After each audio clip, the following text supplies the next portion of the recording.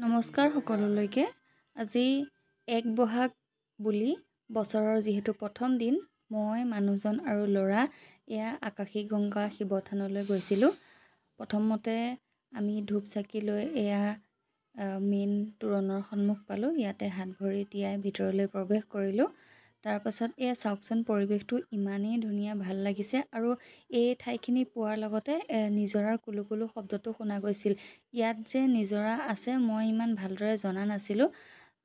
আৰু এইখন দুৱাৰেদি আমি প্ৰৱেশ কৰাৰ পাছতে এইফালে অলপ যোৱাৰ পিছতে চাকি ধূপ জ্বলোৱাৰ ঠাইখিনি আছে। আমি তাতে গৈ ধুনীয়াকৈ চাকি ধূপ জ্বলাই আৰু ভিতৰত গৈ এয়া আশীৰ্বাদ ল'লোঁ।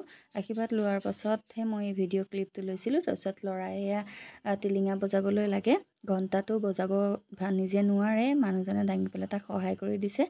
তাৰপাছত এয়া বাহিৰতে এনেকৈ শিৱ ভগৱানৰ মূৰ্তি বনোৱা হৈ আছে, সেয়াত আমি সেৱা কৰাৰ পিছতে বাহিৰলৈ আহি এই ঘৰটো কিহৰ নাজানো বাৰু মই।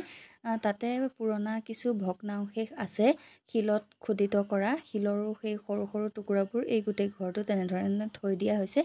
এইবোৰৰ চাই তাৰপাছত তাৰ পৰা আহিলোঁ। আহি তাৰ সন্মুখতে এখন ডাঙৰ মুকলি পথাৰ আছে। মেলা হ'লে তাতে চাগে হয়। আৰু ল'ৰা সিফালে দৌৰি গৈছে, তাত এখন শিশু উদ্যান আছে, তালৈ যাবলৈ লাগে। তাক বাৰু তালৈ নিনিলোঁ। তাৰ পৰা আমি ঘৰলৈ আহিলোঁ। ধন্যবাদ।